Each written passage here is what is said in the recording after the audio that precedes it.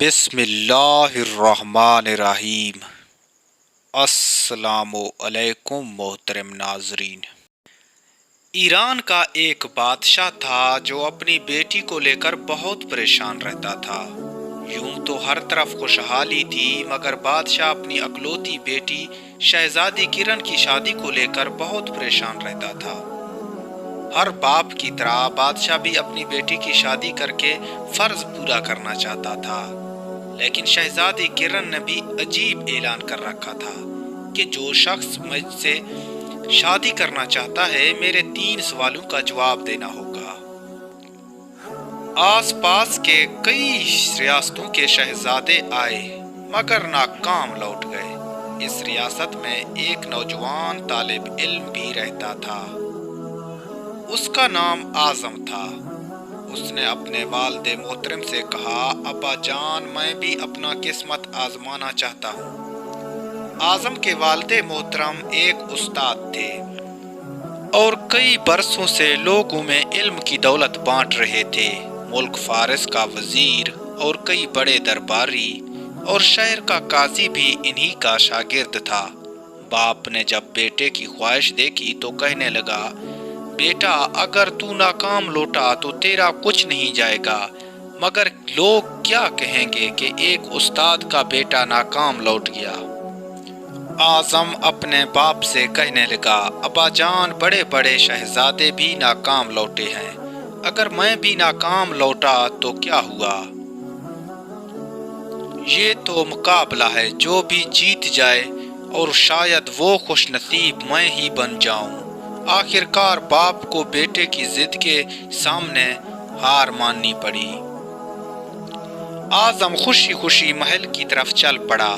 شہر بھر میں یہ خبر جنگل کی آگ کی طرح پھیل گئی۔ جب اعظم محل پہنچا تو وہاں بہت بڑے شہزادے، تاجر اور امیر زادے بیٹھے ہوئے تھے۔ اسی بھیڑ میں اعظم بھی چلا گیا۔ بادشاہ اپنے تخت پر بیٹھا ہوا تھا، ملکہ عالیہ بھی ایک ریشمی پردے کے پیچھے اپنی کرسی پر بیٹھی ہوئی تھی۔ وزیر، امیر اور درباری اور بہت بڑا ہجوم تھا۔ شہزادی نے اپنا پہلا سوال کیا۔ شہزادی نے اپنا شہادت والی انگلی فضا میں بلند کی۔ سارے محل کے درباری، وزیر اور مشیر ایک دوسرے کے منہ کی طرف دیکھنے لگے تو اچانک اعظم نے اپنی شہادت کے ساتھ والی انگلی فضا میں بلند کی۔ یہ دیکھ کر شہزادی مسکرا اٹھی اور ملکہ عالیہ کو لی کہ شاباش اے نوجوان، تم نے پہلا مرحلہ پاس کر لیا۔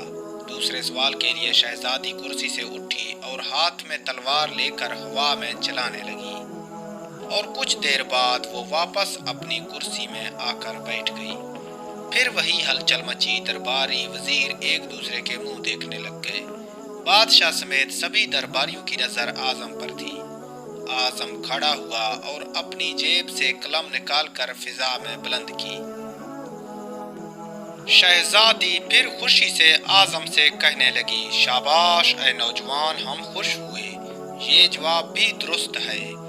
سارے درباری بلند آواز میں اعظم کو شاباش دینے لگے۔ پھر شہزادی کرسی سے اٹھی اور تیسرا سوال کیا۔ شہزادی تیزی سے سیڑھیاں اتری اور پھر تیزی سے سیڑھیاں واپس چڑھی گئی اور اپنی کرسی پر جا کر بیٹھ گئی۔ یہ بڑا عجیب و غریب سوال تھا۔ سارے درباری پریشان ہو گئے اور ہر طرف خاموشی چھا گئی۔ لوگوں کی سانسیں روکی اور سبھی نے اعظم کی طرف دیکھنا شروع کیا۔ اس بار اعظم بھی کچھ دیر سوچتا رہا، پھر آخر کار کھڑا ہوا اور اپنے دل پر ہاتھ رکھ کر شہزادی کی طرف دیکھنے لگا۔ شہزادی بہت خوش ہوئی اور اعظم سے کہنے لگی، مرحبا مرحبا اے نوجوان، مبارک ہو، شہزادی کرن نے تمہیں پسند کر لیا۔ ملکہ عالیہ کی یہ آواز سن کر پورا دربار گونج اٹھا اور خوشی سے جھومنے لگے، اور شہزادی کرن شرما کر محل کے اندرونی حصے میں چلی گئی اور تمام درباری اعظم کو مبارکباد دینے لگے۔ اعظم دل ہی دل میں اللہ کا شکر ادا کرنے لگا جس نے اسے یہ اعزاز بخشا۔ بادشاہ نے اعظم کو اپنے پاس بلایا اور کہا، اے نوجوان، تم نے ملکہ عالیہ کو تو مطمئن کر لیا، اب یہ بتاؤ کہ تم سے کیا پوچھا گیا اور تم نے کیا جواب دیا۔ اگر تم نے ایک بھی غلط جواب دیا تو تیری گردن اڑا دی جائے گی۔ اعظم پر اطمینان انداز میں اٹھا اور کھڑا ہوا اور ہجوم کی طرف منہ کر کے بولا، بادشاہ سلامت۔ شہزادی نے ایک انگلی کھڑی کر کے پوچھا تھا، کیا تم اللہ کو ایک مانتے ہو؟